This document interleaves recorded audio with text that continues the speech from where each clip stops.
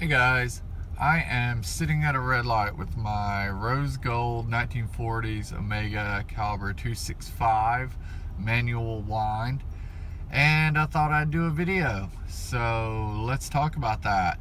See you in 30 seconds.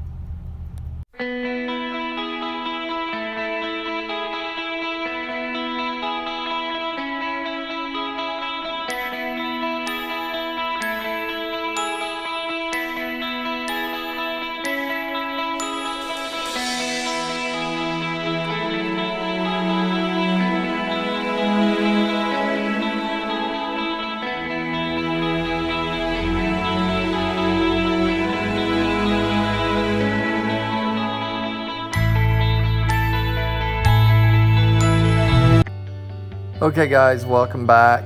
This is my 1940s Omega as I found it on the original strap in a case at a pawn shop sitting next to a bunch of inexpensive watches. Now I went in looking for something other than a watch, but I always look at watches, and I found this one at an insanely good price. So I had to pick it up, and I did negotiate down. As you can see it on my wrist for the first time at the checkout. Once home, I was able to take a look at the case back, Google some of this information that you see in some of my earlier videos. And as you can see here, I've changed out to this vintage ostrich strap, which just looks very nice on it, in my opinion. And I don't want to spend the whole update today talking about this watch, but there's a few people. I'm on the Urban Gentry Facebook page, and I had a gentleman post about a smaller vintage watch, and he was worried that people would think it was a women's watch or that it was, too small for him. And I can say I had the same fear of this watch being about a 35 millimeter. Which at the time that this was created was quite large. But I can say, wear what you love. The smaller watches look fantastic, very dressy, very sophisticated. So don't be afraid of that size. As far as an update on the performance, it's holding time quite well for a vintage piece, losing a couple of minutes a week. Which is not bad. I have yet to have it serviced. I will have it serviced. Omega actually suggested not to send it off to Omega because they will want to replace the dial or clean up the dial, and the patina is fantastic. Just could not be happier with this piece. It's probably my favorite piece in the collection. But let's talk about a new piece that I've just gotten recently. Okay, so as you guys know, I was back and forth on picking up this Bulova MoonWatch. I'm not really sure why I was back and forth on it. It's a beautiful piece. It's got a fantastic history. I do know why I was back and forth. It was due to the sizing. The lug to lug size is about 50 millimeters, which is really large. It's a 45 millimeter case itself, so quite large after wearing stuff like that vintage Omega. But I can tell you that I'm very happy with it. I've changed over to this NATO strap. The NATO shrinks the size somewhat on the wrist. I don't wear it very often. I have it more as a sort of collector piece, more of a historical piece. Funny enough, it's one of my less expensive watches, but it's definitely one of my favorites. Let's take a closer look at it. So this is the strapped version. It came with its own strap as well as a Velcro strap. The Velcro strap was a sort of a callback to its astronaut days, its NASA days. It had the date of the moon mission as well as the frequency of the movement on the strap. The other strap is sort of a carbon-esque strap, but like I said, I changed it over to the NATO. It does come either in the strapped version or the bracelet version. I opted for the strap version purely for the NASA strap. I thought it looked better in its original case, and quite frankly, I'm moving away from bracelets. I will say, if you pick up the bracelet version, be aware that the bracelet version and the strap version, or if you pick up the strap version, both of which have different placement for the spring bars. So if you get the strap version, you cannot buy the bracelet for the strap version. It will not fit. However, if you get a strap version, you can buy a bracelet for the strap version, but the original also will not fit. But since I was going to wear more straps, went ahead and did the wrist strap version. Back to the movement itself, it is a high frequency movement. It is a quartz movement, which has a lot of people, a lot of people don't like a quartz watch. There's nothing wrong with a quartz watch in my opinion.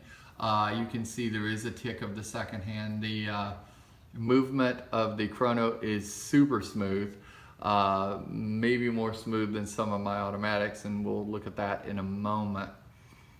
But the second hand is so small, it's quite unnoticeable.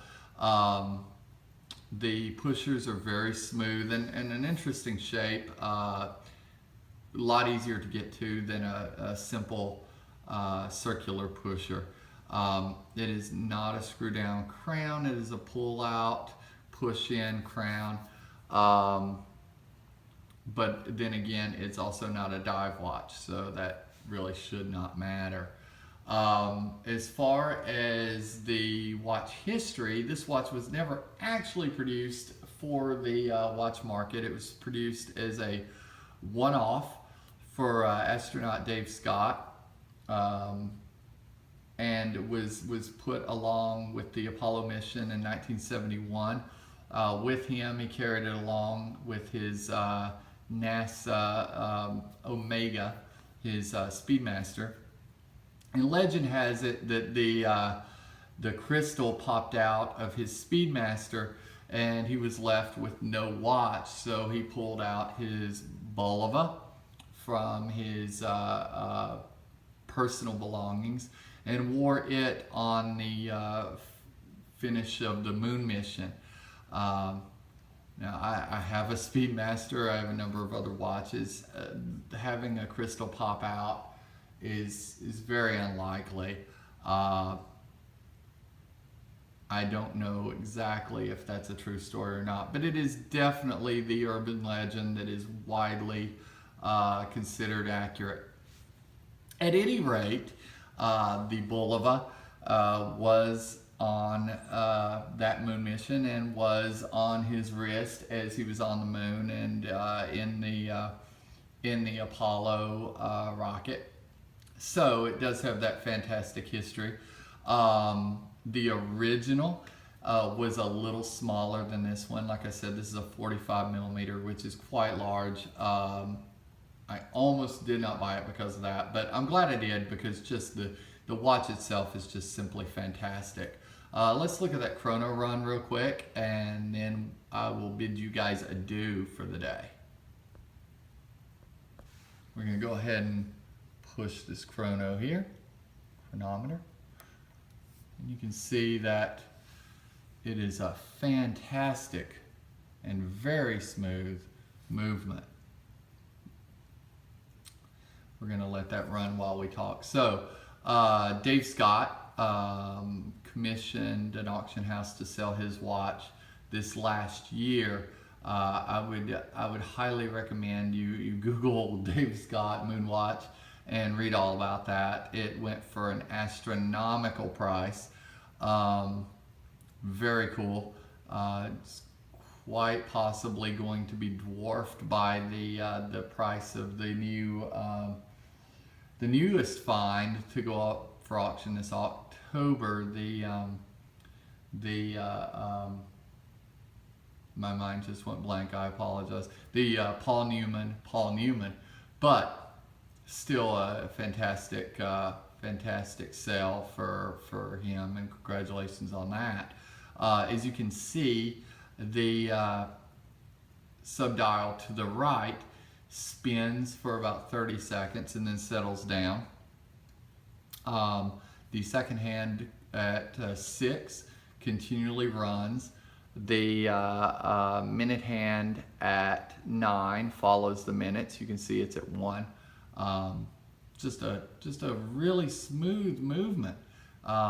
Very, very smooth. Very, very precise. This is one of my most precise watches. The fact that it's a quartz. I don't use a watch winder, so when I pull a watch out of my box, I most often, unless I've worn it in the last couple of days, have to set the date, have to set the time. This one I do not. It's pretty much on target all the time. That actually is another thing though. It does have a date at about the 4 o'clock position. The original Dave Scott watch did not. I'm going to go ahead and stop this while it's there with that movement because I want you to see the reset of this watch. It's super cool. So we're going to reset that.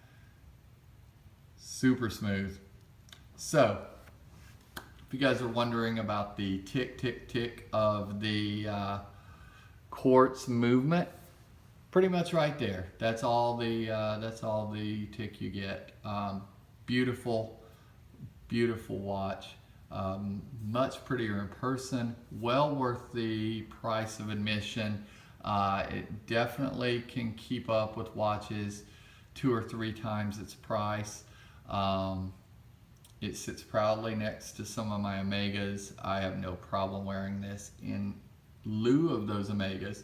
So I hope you've enjoyed this little follow-up. We'll continue to do follow-ups on some of my pieces over the next couple of weeks, and we'll just talk to you in the end. Have a great day, guys. Bye-bye.